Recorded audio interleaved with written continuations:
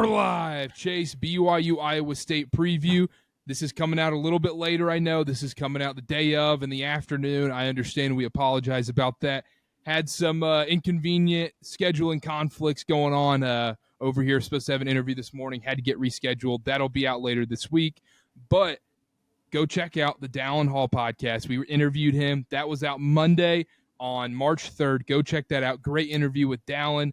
And, we want to let that one breathe a little bit. So I know this is short notice, putting out this preview pod, but let's get right into it, Chase. BYU Iowa State coming into this one. MGM currently has BYU as a 9.5-point underdog. They are plus 350 on the money line right now. It seems like, according to the odds makers in Vegas and the analytics department, now that Iowa State is healthy, they're basically giving BYU no chance to win this game. Yeah, it's definitely a lot more points than I would have thought. I think we even checked last week, Carter, and typically what Vegas does is they go off of these analytics like KenPom, Bartovic, and things like that. And I think it was like around like Iowa State 4.5 by their standards. I don't know if their analytics have moved all of a sudden or if Vegas is just putting a lot of stock into Iowa State at home at full strength and they've liked what they've seen. But if you're looking at BYU, there's nothing you can ding them for. They've looked amazing the past 6 games, right? And coming off of this big win streak. So it does seem like a lot of points, Carter, but at the same time, it just shows that Iowa State's a tough team, especially playing there in Ames. BYU traveled just out yesterday, right? And they have to take on still a top 10 team in the country in the Cyclones.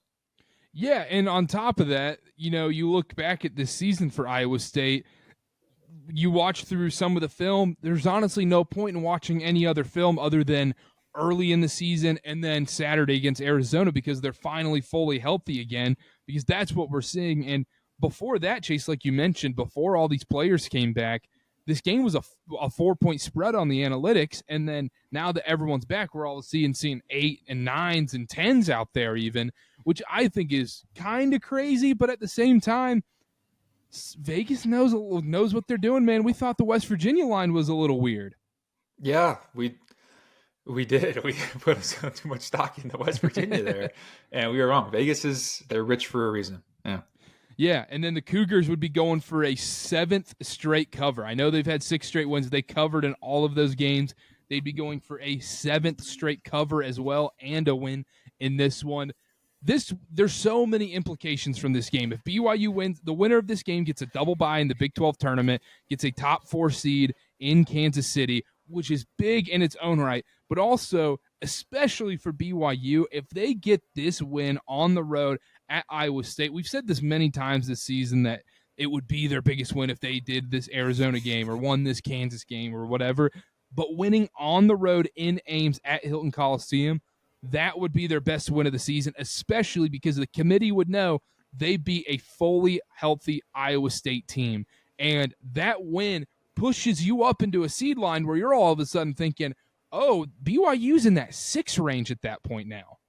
Yeah, absolutely. For March Madness, not Big 12. Correct. They would be in the 4 seed in the Big 12, which would just be as good for that double bye that we've talked about extensively. I think this is the biggest game because of the stakes, because of what you could possibly gain. At the same time, BYU doesn't have a ton to lose, which is good news for the Cougars, except for that 4 seed, which would be nice, but it's not the end of the world. They still are locked into 5 with that win against West Virginia on Saturday. So it's really between just those 2 seeds in the Big 12 and then seeing if you can just get a great win and move up your March Madness seed line to maybe a 6 or 7, depending on what they do. This is senior night for Iowa State. And so they're going to be probably pretty emotional, right? It's their last game at home and a really tough place to play. I'm just looking at some of these numbers from the Arizona game, Carter. They shot 50% from the field, 52% from 3. Their bench combined for 34 points, and that's only 3 guys from the bench. They run a tight 8-man rotation like we're used to seeing in college basketball. Really tough Iowa State team right now. They're clicking. I feel like they figured things out, having everyone healthy, and they're gearing up for a run in March, just like BYU is at this point. And they have so many dudes who can beat you. Lipsy running the point. He can control the tempo in this game. Curtis Jones coming off the bench. He's a guy that can, if he goes out there and knocks down 6 threes, you're not shocked. He can light it up from beyond the arc, and Momcilovic is actually healthy now. So this team is, now that they're fully healthy, they're in that conversation of they're a Final Four contender / right below national title stuff. That's how good this Iowa State team is. So I don't think BYU fans should be offended when they see the Vegas odds makers are saying BYU's a 9.5-point dog. Because on the flip side of that, at the end of the day, these lines don't matter what Vegas says and whatnot. BYU is an 8.5-point underdog in Tucson, and look what happened there. Anything is possible in this sport, Chase. Yeah, absolutely. That's the beauty of college basketball. That's why we love the month of March and what goes on in that tournament there. And BYU has proved that they can do what everyone thinks that they can't do. And just from the season, right, coming back from where they were in the conference, they weren't even the NCAA picture, Carter. They didn't even make Lenardi's PDF 2 months ago, and now here they are as a lock and fighting for some really good seeding if they can get this win. AP ranked, like all these things have just proven that BYU's been able to prove the doubters, the naysayers, the whatever you want to call them, the expectations wrong. And so they can do that tonight. And you wouldn't know this as a Patriots fan, but someone who appreciates mediocre football, it's BYU is essentially, when it's like week 13 of the NFL season and they have the in the hunt graphic, and all of a sudden you're like, the 3-10 Chicago Bears are still can make the playoffs. What's going on here? Because they're mathematically still in there. BYU was in that point. They were in college basketball. It's in consideration, air quotes, instead of in the hunt like they do in the NFL. But yeah, BYU was there. They turned this around. It's been a special run. I think you make a good point. Like, to be honest, I mean, if BYU loses tonight by 25, 30 points, and you're like, okay, what's going on here? But to be honest, in a way, I understand what you're saying. BYU is playing with house money a little bit. Yeah, just because it's not going to damage a whole lot. You lose out on the 4th seed, okay, but your seeding in the NCAA tournament won't change a bit. Losing at Iowa State is the definition of a quality loss, right? And depending on how competitive they may be, may actually be a good thing in the end of the day, right? And maybe even bump them up. That's just how college basketball works sometimes with these analytics, and they look at stats, how you perform on the road, things like that. But if you're BYU, you're just going in here looking to make some disruption, right? See where you're at as a team, play your best game, and then just head on home and prepare for Utah. What happens kind of is just going to happen. If they were to win this game, Carter, and I'm not saying there's no chance, there absolutely is. If they were to win it, they would be on maybe the greatest hot streak we've seen from BYU basketball ever. And they'd be like, this is the hottest team in college basketball right now. Everyone's going to be picking them to make insane Elite Eight, Final Four runs in the tournament, because 7 in a row in the Big-12 is tough no matter what. But to do it against the opponents you have in the likes of West Virginia twice, Kansas, Arizona at Arizona, and Iowa State at Iowa State would be one of the most impressive February to March resumes we've ever seen. Absolutely. And they are going to, I think even if BYU loses this game, they are going to be a very, very sexy pick come March Madness, because they're either going to be lined up with if they're lined up with the ones, not necessarily probably, but if they're lined up with a favorable 2, like say it's one of these Big Ten 2 seeds they get matched up with in the 7-10 matchup, which likely won't happen because of the Sunday rule. I understand that. But in that case, they would be probably like one of the sexiest picks. Them, Louisville, Clemson, like they're in that range right there.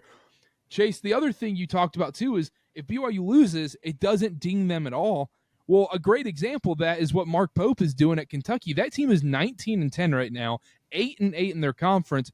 Yet they still have Lenardi has them as a 3 seed in his current bracketology right now. That's what we're saying is these Q1A games do not hurt you whatsoever. Now, there are stakes in this game, real stakes of the Big 12 tournament implications and everything like that, and just, your confidence going into March and everything like that.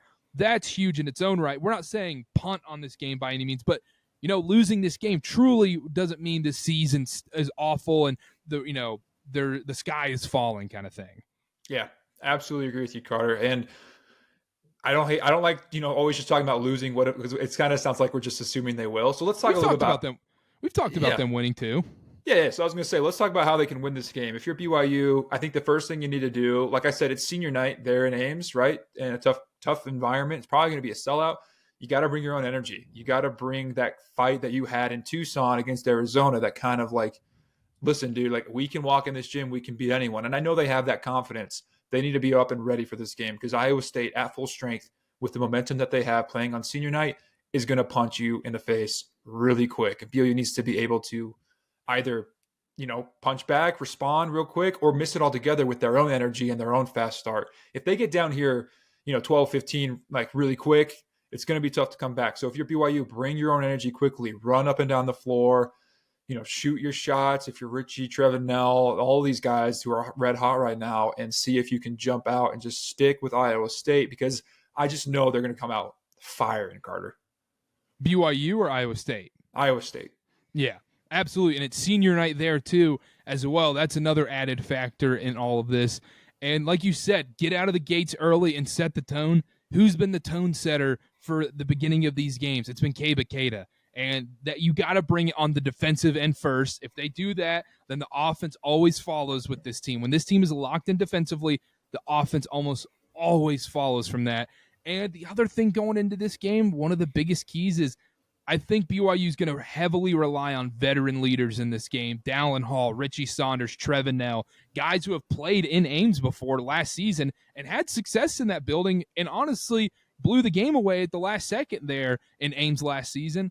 Those are the guys they're going to have to lean on in this game. If they want to win, I think those three guys right there got to play a really, really solid game.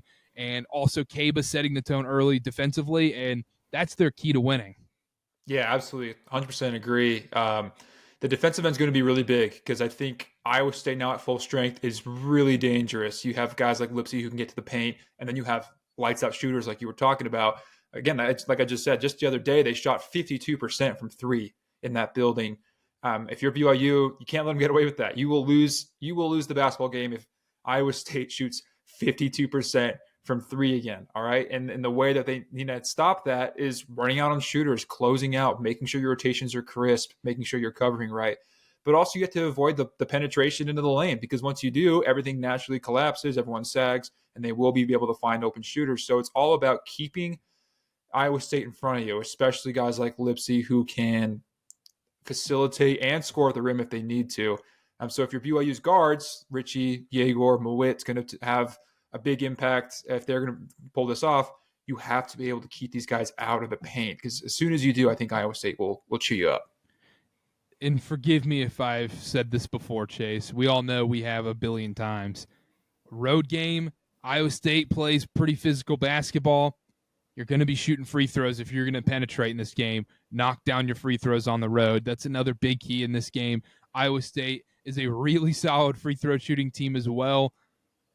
You can't foul a lot in this game too. I know these are simple things like make your free throws, don't foul, hit your shots. But I mean, at the end of the day, those are the keys, and that has been those couple basic fundamental things have been problems for BYU in the past. It hasn't mattered in the last 6 games, but in a game like this, when you're going against probably the second toughest Big 12 opponent on the road in their building, you got to make your free throws. Your key guys have to stay out of foul trouble in this game because Iowa State can draw fouls against these teams.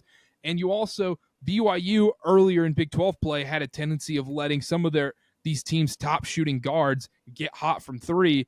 I don't want to see a guy like Curtis Jones lighten it up. They need, they got to stop the three ball. And then on top of that, lead him into a guy like Keita, swat him out. The Utah Jazz defense with Rudy Gobert. Yeah, exactly. I like what you said there, Karter, that it is these simple things, because I think BYU is going to have to play really their A game. It has to be an A game from BYU if they're going to walk out if you're with a win. And that's just respect to Iowa State playing in their building. All right. It's just tough. But the thing is, BYU is also capable of that. Look at what they've done the past 6 games. So I think it's not far-fetched to say BYU has a real shot in here, but they are going to have to play really, really good. And they're going to have to do those little things, making free throws, keeping them off the free throw line, playing solid, sound defense. What grade would you give the previous games? Like, what grade would you have given, the West Virginia game? Yeah, the West Virginia game wasn't even their best. I'd give that a B-. That's exactly what I was thinking.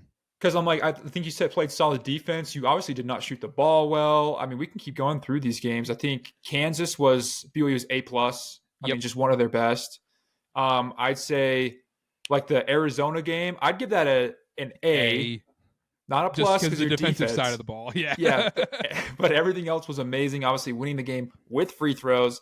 I mean, there's a lot. I mean, Arizona State, I think that was like B- as well, maybe even like I would say C plus. Yeah, like again, not at all like very average. We still came away with the win pretty comfortably there.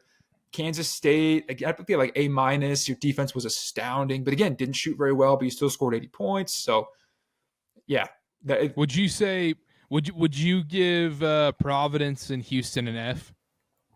I mean, yeah, if not D-, then yeah, it's an F. I mean, those were bad. Very. I mean, there's some things you could be like, all right, give it a D, but very bad, very bad. Yeah. Anyhow, yeah, I was wondering what the grading system was, but yeah, I think BYU's got to play an A game tonight, and that was the case in Arizona. BYU had to go in there and play their A game. If they didn't, if they played anything below that, they weren't beating Arizona in that game. That's what it takes to win in these tough environments against these legit teams in college basketball. BYU can do it on the road, and Chase leads into our next point of the show. Will BYU get it done on the road? It's just the part we do predictions. Yeah, and I think we're going the same route. I think this is the part everyone gets mad at us, but we are unbiased on this show. Big J journalists. That's right. I really like BYU to compete. I think they're doing awesome stuff, and I've loved this 6-game win streak as much as anyone. This is just a lot of respect to Iowa State, the way they're playing right now, and their team, the coach, the environment, senior night, everything. I don't think BYU wins this game. All right. I hope I'm proven wrong, and I hope our guy Jack makes a meme out of this. You can wait till after the game, though, Jack. So I'm going to say BYU doesn't get the win, but it's still a decently competitive game. I do think they barely cover, and so I'm going to say Iowa State wins 83 to 74. Barely covering. A little backdoor action probably by BYU. Yeah. I'm in the same boat here. I think it's a competitive game. Iowa State hovers around a 4-6 point lead for the majority of this game. And then I think Iowa State just pulls away from the free throw line and makes the score look a little worse than it actually was in the game. I think Iowa State actually covers in this game. And I think Iowa State wins 85-75 in this one. And BYU's fouling at the end. And that just, inflates the score a little bit there, because I just think it's going to be tough against this Iowa State team on the road, fully healthy. They are so freaking talented right now. And I don't think BYU losing this game is the end of the world. But I think what happens is if BYU loses this game on Tuesday, man, they're going to be pissed off going into Saturday against Utah. Absolutely. And I think at this point, you never want to overlook a game, because they could do it tonight, and we could be live after the game and being like, holy cow, this BYU team's something really, really special. And if we will be live right after the game on Church Ball Twitter, so make sure to tune into that right after the game, not after press conferences, right after the game. But if BYU wins this game tonight, come in the chat and dunk on us. Please do. We deserve it at this point. I mean, look, you just heard our picks. That's what we honestly think. We're not sugarcoating anything. But it would be something special. If not, then, hey, man, you have 3 days to just rest up, practice, and get ready to absolutely kick Utah's trash. Should we bring JT back on? I'm just kidding. But can't wait to preview that game. We will have a special guest. We will have a special guest. If JT wants to come on, we will bring JT on. He has an open invite anytime he's invited whenever. He's invited whenever, of course. Yeah, we do have a special interview coming out for the Utah game. Very excited about that one, and the location of that set interview is going to be very good. So stay tuned for that as well. Make sure to follow at Church Ball Pod on everything on Instagram, TikTok, Twitter, you name it. Field of 68 Podcast Network on the YouTube. That's where all of our YouTube videos are. And make sure to check out all the Field of 68 After Dark stuff, especially get you ready for conference tournament, March Madness stuff. I'm also doing stuff on the CarterCast stuff as well. Go check that out at Chase_Rogers0 on social media, at CarterBA, at Church Ball Pod on everything once again. We will be live tonight right after the Iowa State BYU game, win or lose, right after the game, not after the press conference. Right after the game on Twitter. Come in the live chat. Come talk with us. If BYU wins this game, come dunk on us. You can call us idiots. You can call us whatever you want. We don't care. We deserve it. Yeah, nah, it's fine. I call the double-digit win against BYU. No, call us whatever you want. Just don't get canceled is all I'm saying. This is still Twitter. Yeah, you can't. Well, that's on them. Like, it's not, okay. I'm not going to take offense to what they say. Oh, I'm not either. I'm just for their sake. Don't get canceled. Don't get canceled. No, that's all. People are probably going to comment about the shirt right now. I got like stains on here. I was just at the gym right now. Not slight flex, working out during March. Tough stuff, not a lot of people can do what I'm doing. It's tough out here in these streets. Oh my gosh, get this guy out of here. Come dunk on him for that, y'all. Just come in the live and dunk on him for that comment.